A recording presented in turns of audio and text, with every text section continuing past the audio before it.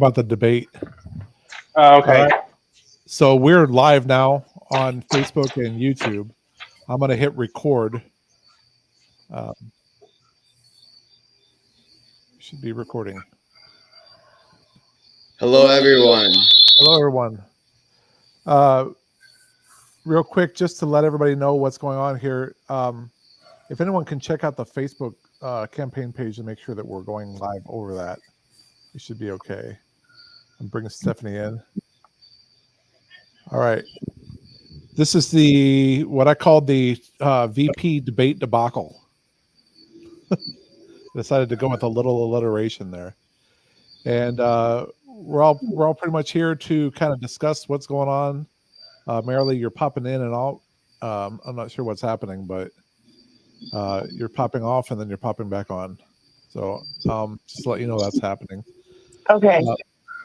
At any rate, we can go around and if we can, we got a lot of people that are going to be here, and maybe we'll see some folks show up in our comments here too. So if you keep the comments on, you can definitely see what people are saying on Facebook and YouTube. But otherwise, what did you guys think about the vice presidential debate, the one and only?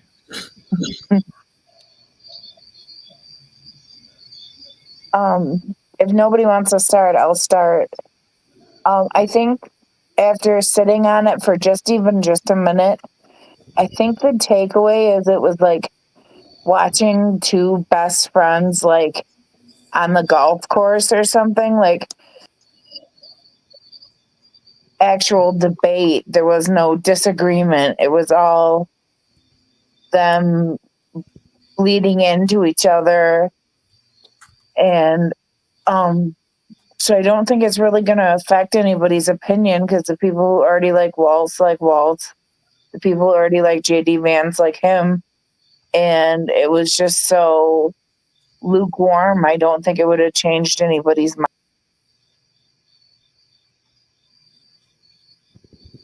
Okay. Yeah, I agree with that. I think that indeed they didn't really cover anything new. They didn't really make any new news except for that they like each other so much, apparently. I think that a lot of that, especially in Tim Walz and on his part, is a lot of politeness. Stephanie brought that point up during the debate that he's being polite.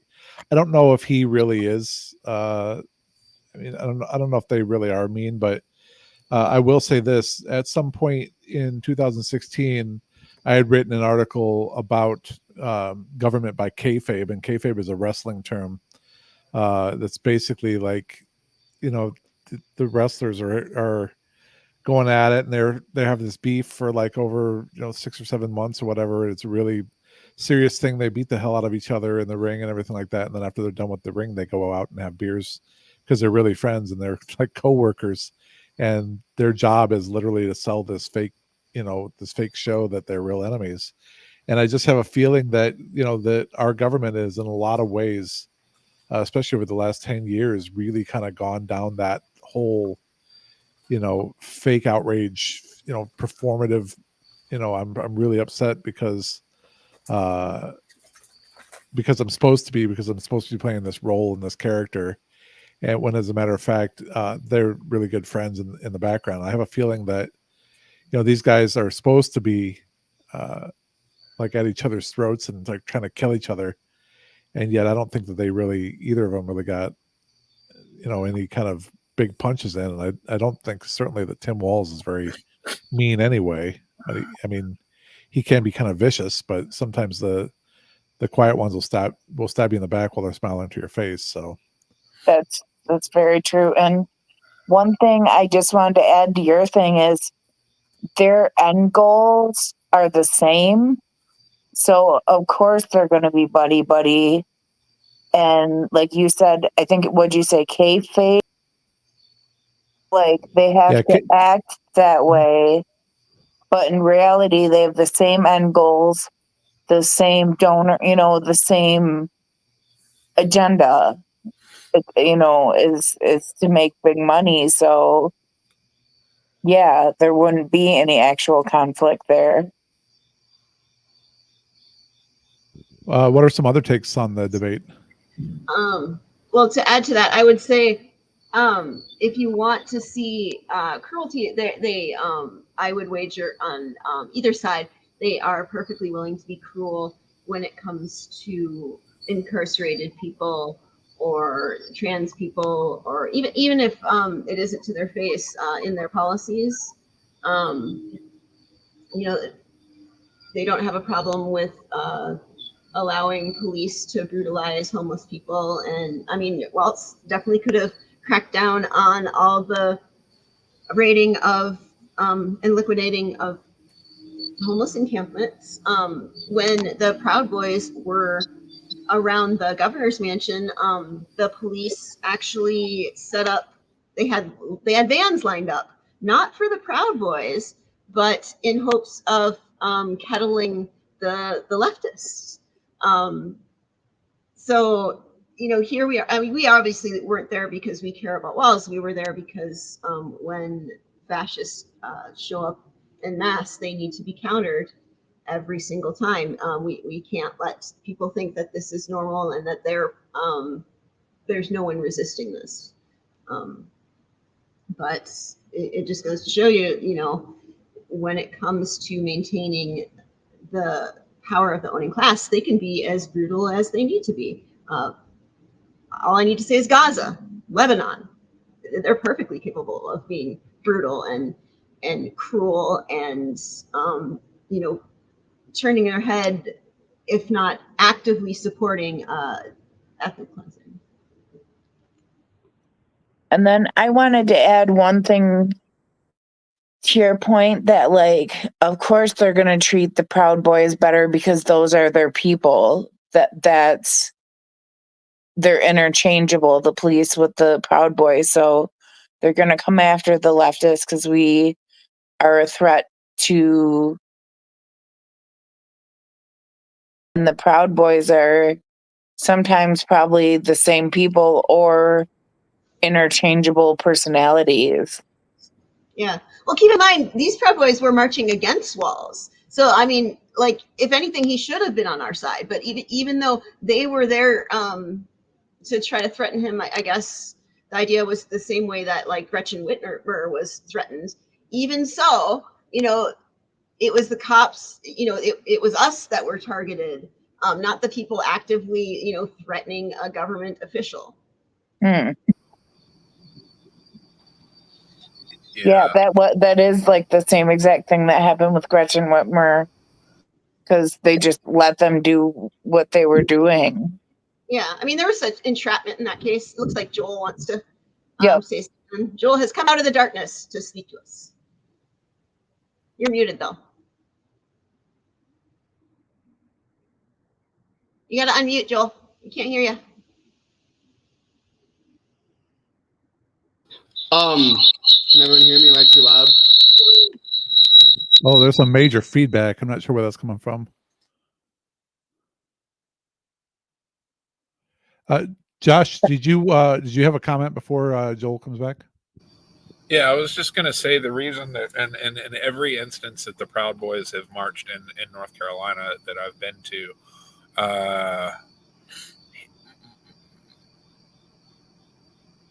the cops have been really friendly with the Proud Boys, and the reason that is because they know each other from the meetings.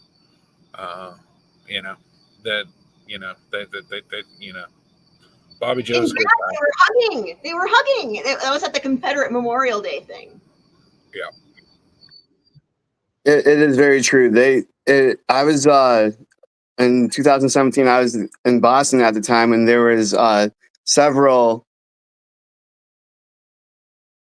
to the so-called right-wing protect your right to speech or some shit. I don't know if I can swear, but the whole city of Boston, all leftists were uniting to counter this area in Boston by the park. And the cops would escort Proud Boys and reactionary speakers to where they got to go because they're constitutionally protected in their eyes, I guess, is what the cops what they're doing is like, we're giving the protesters an area over here to say what they want to do. But in the areas over here, they're going to be restricted over here, and they're going to gather, and we're going to let this happen. But during the whole time that we were gathered, Proud Boys would infiltrate, the cops would infiltrate groups and rally us and corral us, and with bikes, long lines of bikes, like an armada of bikes and like vehicles. It was. But I was also going to point out that this whole buddy camaraderie thing that the two seem to have is like with what many people are saying, the owning class camaraderie, and also the fact that they are saying vote for him or vote for me. It doesn't really matter. Nothing's really going to change. The capitalist empire is still going to be in effect. So that's just what I wanted to say. Yeah, I was used to say that there is the head of a penny is the Republican Party, and the tails of a penny is a Democratic Party, and there's a penny of difference between the two. There's really not a lot of. I mean, they spell their names differently. I suppose that's different, but in a lot of very important things, they're functionally identical. And a lot of Democrats will get on my case when I bring that up. They say, we're nothing like the Republicans, and the Republicans will say the same thing. We're nothing like those evil, horrible Democrats. But then when you ask them what their policy is on Gaza, yeah, they're both for total war. They're both for endless war over there. When you ask what their policy is in against Russia, the only difference is the Democrats want to fight Russia and the Republicans want to fight China. It's really functionally the same exact policy.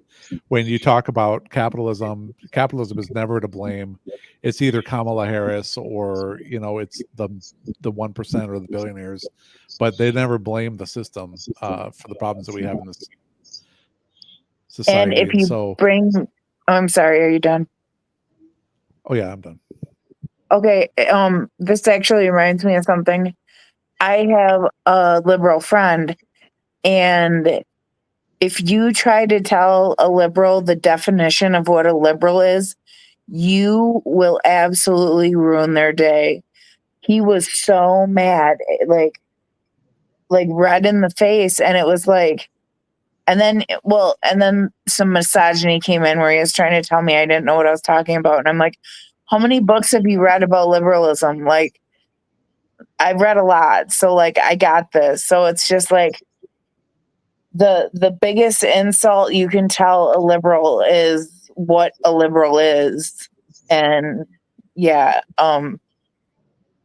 it's just, I think it goes into like how the Democrats are told they're the nice guys and the Republicans are told they're like the rough, tough guys.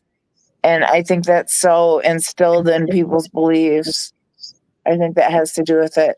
Oh, and I just wanted to mention, Joel's my partner. We're in the same room. So I think that's what caused the... Are you guys... I guess I must have missed you. I was in Michigan. I did a meetup with people a couple weeks ago. I wish I would have met you guys. Oh, okay. Yeah, we'll keep an eye open. We had a family tragedy emergency that happened. But we'll definitely keep an eye on what you have going on. Did I talk to you on the phone? No. No, because I didn't think... Oh, yeah, I didn't think you were on my contact list. So I wanted to say... I word things a little differently than Bill does because I guess it depends who I'm talking to. So the Democrats and Republicans do differ in their rhetoric, especially when it comes to wedge issues. They do take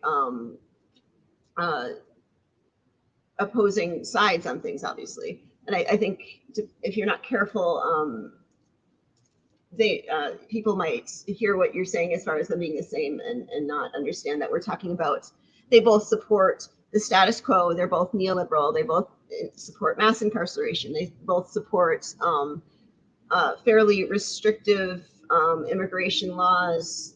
They obviously both support the owning classes, and they are the same in so far as they will support the things the owning classes want. There are some things where the owning classes don't care as much because it doesn't affect their profit margins, and that is things like certain civil rights issues and social issues and basically most of the wedge issues.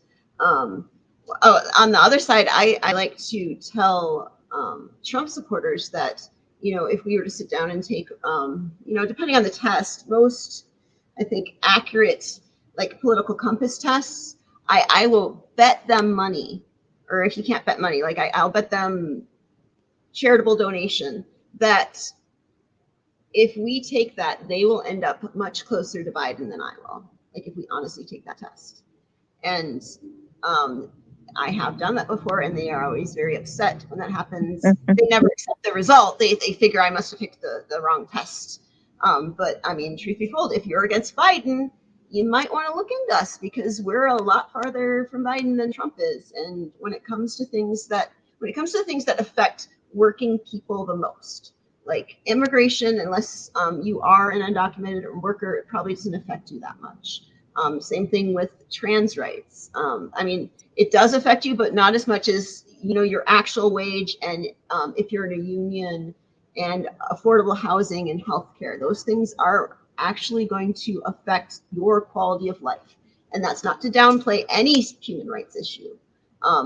In fact, I would say one of the problems with the Democrats is that they campaign on these issues as this being the difference between them and the Republicans, but they quite clearly aren't ever really able to make any progress on it. And even when they have a supermajority, you see that there's no progress made, and there'll be people in the Democratic Party who are actually the ones blocking it. And of course, they'll say, well, yeah, conservatives are actually funding these people just to, it's always something. But the thing is, the Republicans don't seem to have this problem. They can get their stuff passed even when they don't have a majority. And the Democrats want to make, unless they control every single office, they just can't get anything done. But if you vote this time if you vote blue and they win, this time they'll do it. They promise, pinky swear, but it never happens. And it's curious that they're both working in the same system. So why is it the Republicans managed to overturn Roe versus Wade and put all this corporate money into politics, and now they're threatening gay marriage, and they keep healthcare privatized and massive military funding, all things which by and large the Democrats support. Why is it one side is able to get this system to work even when they don't have a majority, but the other doesn't? And we all know why that is. They don't really, I mean, I'm not talking about rank and file Democrats. I believe there's a lot of Democrats that I think they're a bit misguided in their line support of the party and capitalism, to some extent at least. There are Democrats that actually think that they support Democrats because they want progressive policy changes. But I don't know why they don't see that the Democrats it's in their best interest to keep these things threatened, because that's how they get votes. The Republicans have a clear platform. It's based on hate and bigotry and fear, but it's very motivating. The Democrats' platform, if you don't have those threats to human rights, it's not very motivating, because what is it like? Keep wealth inequality going, just not as bad. I mean, it's all very wishy-washy. At best, even if Democrats controlled everything, at best we would get a capitalist welfare state, which would mean better situation for working people here in the U.S. based on massive welfare programs, addressing all the things capitalism fails at through great costs, and everyone else in the global South being exploited in sweatshops for profit, because we can't reform capitalism. It's based on exploitation. We can't make the system democratic because capitalism itself is undemocratic. Josh, I got you on stack. Yeah, there are a few things that I noticed during this debate, and one is I think J.D. Vance, other than being a xenophobe, is, I mean, obviously he's got a hate boner for all these people that are that are trying to gain asylum in our country, And a lot of the reasons why they're doing that is because the United States has single-handedly destabilized the country of origin. So, like, if you're really concerned, I personally don't believe that, regardless that where you were born on the side of an arbitrary line should give you any more importance than anybody else. So, I don't really believe in borders. But even taking that there is a border and that there are more people coming over than the fascists want. The reason we have large-scale immigration across the southern border, a lot of that has to do with the fact that the United States has single-handedly destabilized the country of origin. The second thing is, they really, really don't have a problem killing Palestinian children or brown children in general. They don't, unfortunately. Settler colonialism is white supremacy. So both parties have a pretty strong supporting white supremacy. That's why you can't trust white people. I hate to be that guy. Even you? I mean, I'd tell you.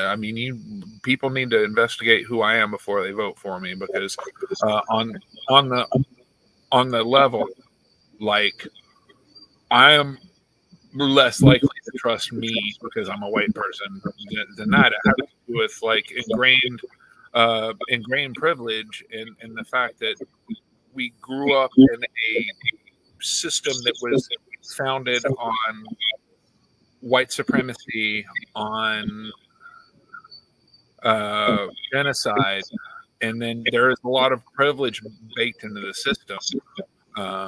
So, I mean, even if people say nice things, you got to look at them. And if anybody says, especially somebody that's white, says that they're not racist and racism has been solved, then they're not doing it right. And probably racist. But I'm feeding back, so I'm going to stop talking.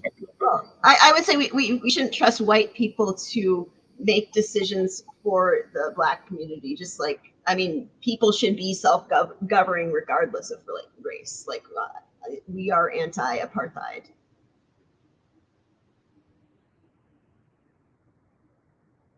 Does that make sense? Yeah. Is there anything on the debate that happened tonight that you found surprising? Honestly, the thing that I think I brought this up, he said he was I need to look into more about the Tiananmen Square thing. Like, did he say that, or is that a right-wing talking point? Or what is the story there? Because if he said it, that is just the most ridiculous thing I could imagine. Yeah, it sounds like he misspoke. It's kind of I'm guessing it's a far right thing, because I'm sure I've made a stupid claim that I didn't mean to say something, it is worth mentioning, though, on that same issue, when Donald Trump was interviewed on it, what did he say?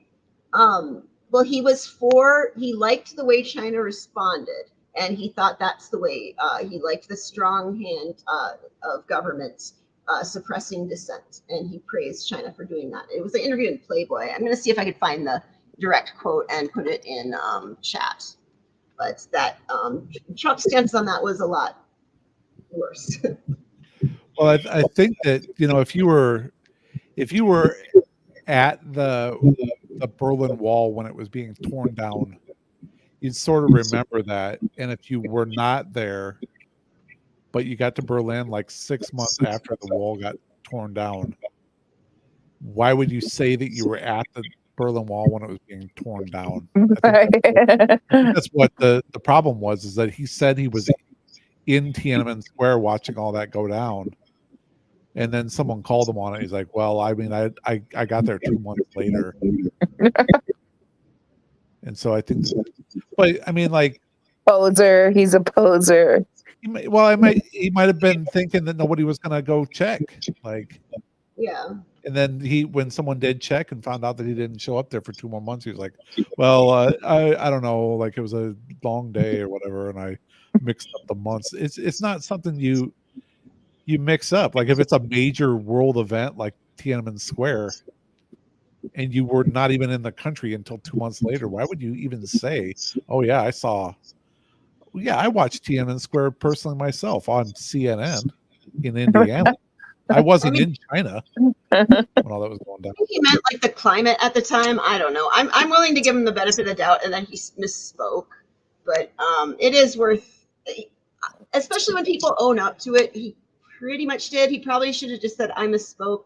That's not what I meant, but I said it in a weird way," and he should have just dropped it. Which Yeah. I agree is pretty likely because he seems to have like, wasn't there a thing where he was trying to order donuts and it came across really awkward? Like I Yeah. think he's just not used to speaking in public forums, so that's very possible that might have happened. That's Vance, though. Oh, that was Vance. See, they're so similar. I mix them up. That's so Vance, bad. Comparison where Walls went to a donut shop, and it had a lot to do with like Vance their campaign just showed up. They didn't tell the donut shop or anything, and the people were like, "Don't film me," and Vance was just very awkward, and the person didn't know who the heck he was.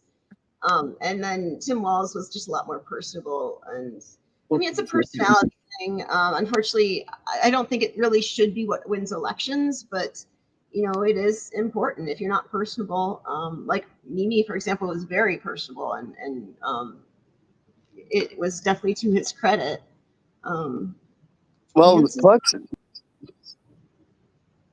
that meme where he was in that shop and he was like, "How much do you make?" And he's like, the guy was like, "Why are you asking me this?" I could just tell by the look on his face, kind of like he was very like, "Why is this guy trying to ask me, a working person, how much I make when I'm trying to just serve him?" And it's like there's a huge disconnect with the working class, and not only that, there's a lot of pandering to the talking points of I would libertarian type scene, like the censorship talking point, like the pandering to that topic, and the pandering of on the liberal side of they tried to tie the mental health thing with the positive light of mental health, which is a good talking point, but Tim Walz is not a mentally. What he tries to say that his family has mental health issues, but he doesn't know the struggle. So like he's trying to make these enlightened clinical talking points and to cast a positive light on things, but like there's just a clear pandering of these hegemonic talking points that are being nailed. And I think that's what they try to repeat in these debates, is to say these talking points so that people can be like, well, that's what I'm all about. I'm going to vote for this guy. And then at the end, they're like, you can vote for him, you can vote for me. It doesn't matter. We're going to do what you want, and we're going to do what we want. So that's just my take. Go ahead, Josh. That was weird. You're up, Josh. Yeah. Couple of things right quick. One of them is that apparently JD Vance doesn't realize that as somebody who's not a big stand for China, you have to admit it, that they did bring over 1 billion people out of poverty. So he talks about slave labor, but like, okay. The other thing is that they pander to the middle class, which is shrinking to the point that it doesn't really exist. Instead of the workers that make up the majority in this country, and the workers are the ones that produce the value. So, I mean, I don't know why they're going after the petty bourgeois vote instead of the working class vote, and neither one of them are trying to do that. It's money.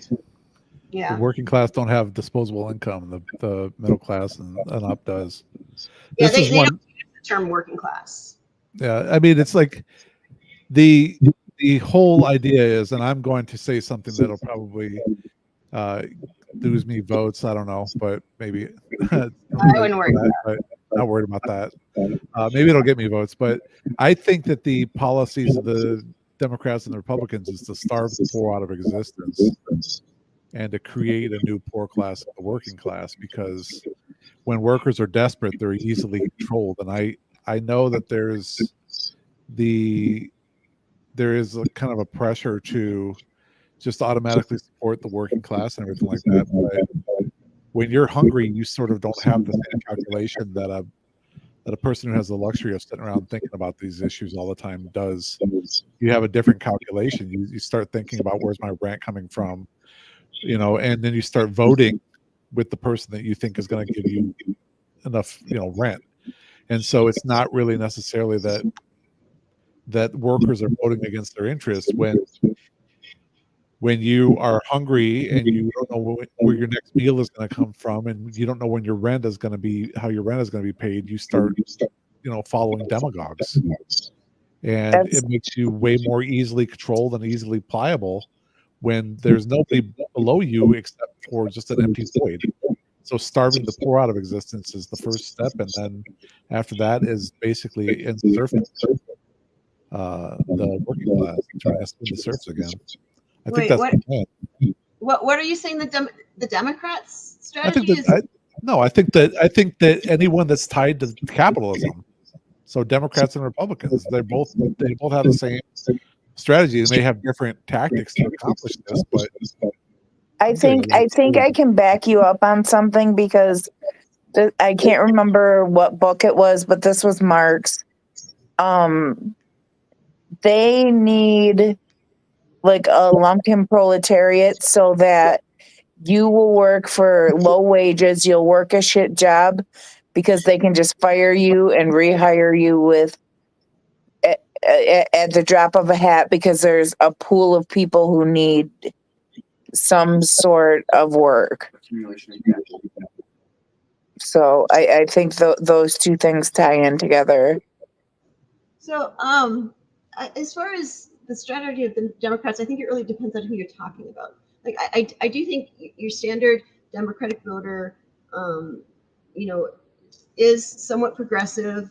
They also don't want their property taxes rising, and they're willing to look the other way in Gaza, on things like Gaza for whatever reason.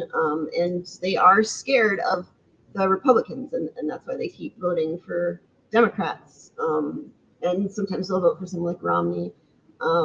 But I don't think their strategy, is too much more complicated than that. I mean, they might have their wedge issues that are most important to them, where there comes to like abortion or I don't know, like public schooling. But as far as Democratic leadership, that's another question entirely, where their goal is obviously not to get a lot of the things that the Democratic Party stands for passed, or at least not moving the country significantly to the left, because they do want the same corporate oligarchy, especially when it comes to things like unions, and labor rights and anything that harms the profits of corporations. but I think that, the, as you mentioned, Stephanie, the willingness. I'm sorry, there's some weird feedback coming from somebody's, and I'm not really sure where it's coming from. Nope. Did that?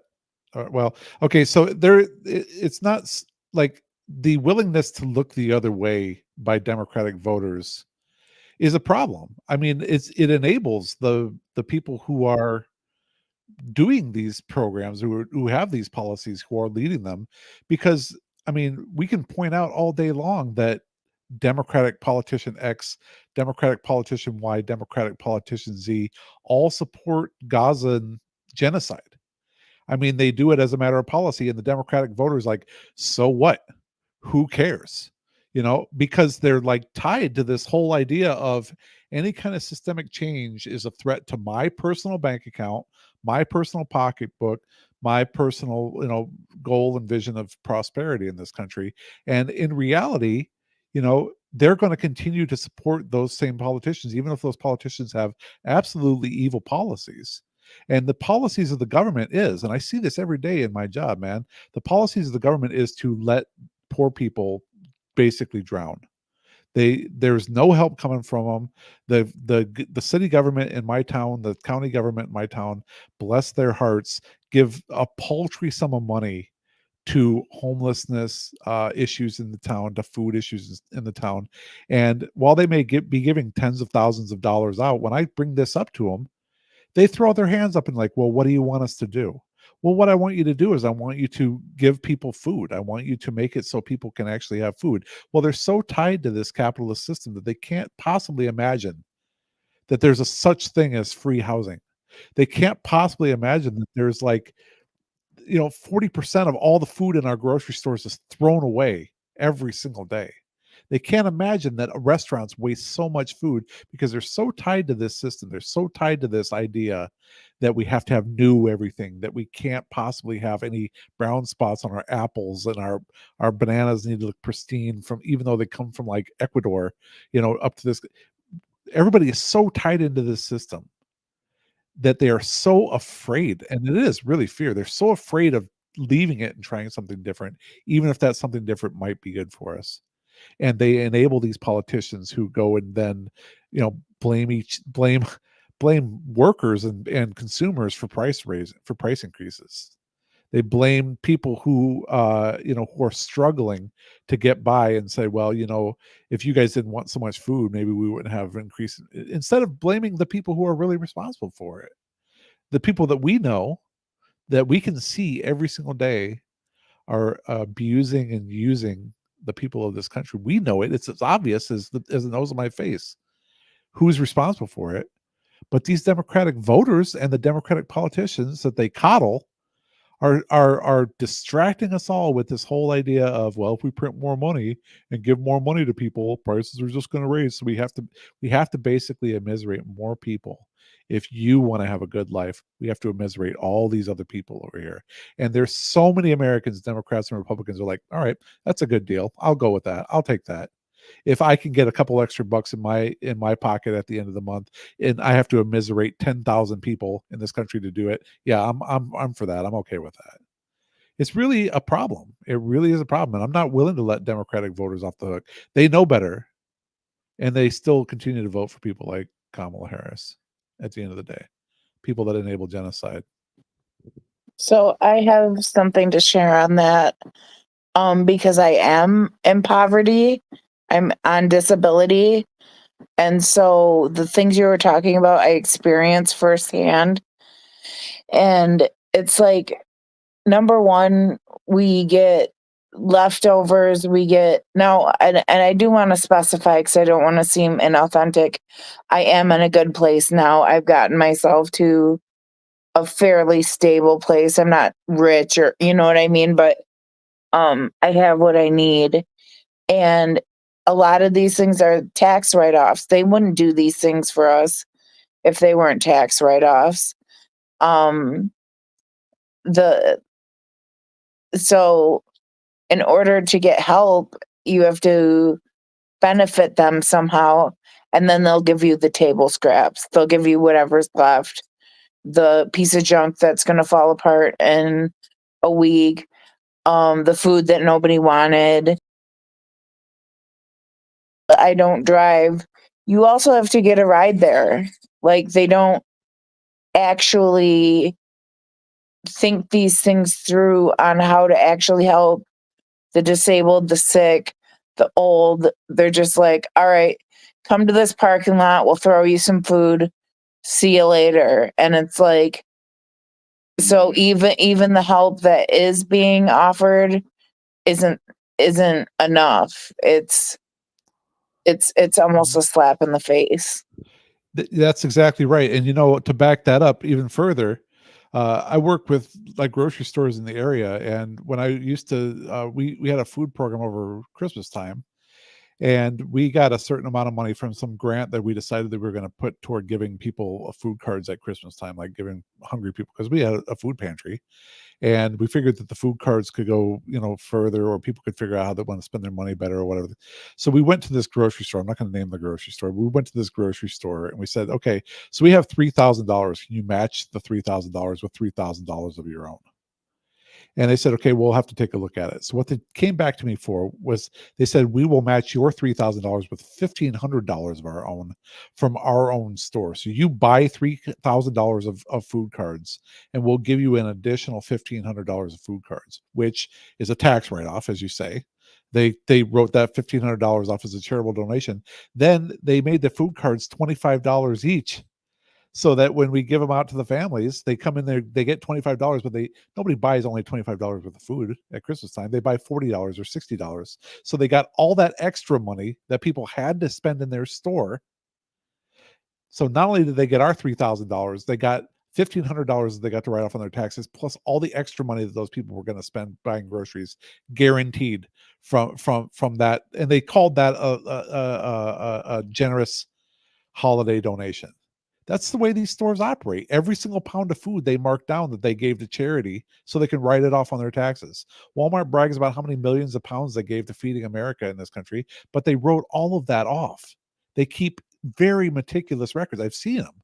I've seen the warehouse people do it. I've seen them write it all off and scan each box full of like crusty ass old bread that nobody wanted to buy, that they just overproduced so they could write it off on their taxes at the end of the year. And so that's really what we have for charity in this country, is corporations basically feeding off of poor people just like vultures and vampires. And these city governments are saying, well, that's enough. We're giving them some tax write-offs. That's all we need to do. We can use our money for prisons and cops, or whatever, or tax abatements for small businesses and medium businesses here, to give them 5 and 10 year tax abatements for employing 2 people full time. Like, my God, that's what capitalism is. That's our country. Yeah, I was just going to say, it has very much, I know this is a misquote, but it has a let them eat cake vibe to it. It's, give them the old crusty bread, the stuff they can't keep on the shelves and can't sell anymore. It's rough. It's humanizing, and it's demoralizing, and it's meant to be so. They need to maintain this. That's why they talk about the middle class. They never talk about the lower class. The lower class, you don't want to talk about them. You don't want to really help them. You just keep them at the bare minimum. Don't talk about these. The majority of people who are access what we commonly refer to welfare, who aren't on it because they're either elderly or disabled, or a child, like all the people who benefit from that aren't one of those 3 or one or more, are working people. It's very hard to get any form of welfare if you're not disabled, a child, or elderly, if you're not. So ultimately, these programs, as far as they benefit work, like people who aren't in those categories, they are subsidizing the low wages of corporations. They're ultimately corporate welfare. They won't talk about it that way, of course, but that's why we need these programs, is because of capitalism is such a failure that we need these programs just to buoy it up, because without these programs, we would have so much more poverty. And this is on the wealthiest nation on earth. Even we can't make it work. And I just want to mention that when I see things like all the ways, well, actually, just as a general policy for myself, when I see something like where the Democrats fail so badly in talking about this, or, when I see someone and it's just like kind of a cringe moment, one thing I try to do is like, how do I make sure I don't make that same mistake? And one thing I think we should consider on the left is there are plenty of Democrats, I believe, that support our policies, that agree with us, and would be happy to vote for us. But the thing is, they look at us and it's like, well, what are you actually going to do? They still have faith in the electoral system, which I think it is important to have faith in the democracy, but our current electoral system is undemocratic in so many ways and does not serve working people. But we have to remember, especially people who are impoverished, it's like we vote for them. And what does that mean? They vote for the Democrat. They might not get their, assuming they're on Social Security, maybe their Social Security won't be cut as much. or maybe like the meager benefits they have might be a little more protected. But we have to remember, it's like, I'm not saying that it's okay to do damage reduction, because I believe the Democrats are completely complicit in this damage. But there's a reason people who are in desperate circumstances might support the Democrats, because they are in desperate circumstances, and it is hard to talk people out of that. And I try not to judge. You know, I have gotten SNAP. We called it the Independence card when I was in Maryland. You know, I have lived in my car. I also am incredibly privileged, and I don't claim to know what another person's situation is, but I do try to get the point across that yes, things might be slightly better under the Democrats, but that's all you could ever hope for from them is slightly better. And the thing is, that slightly better gets worse every year, because every year we're going farther and farther right.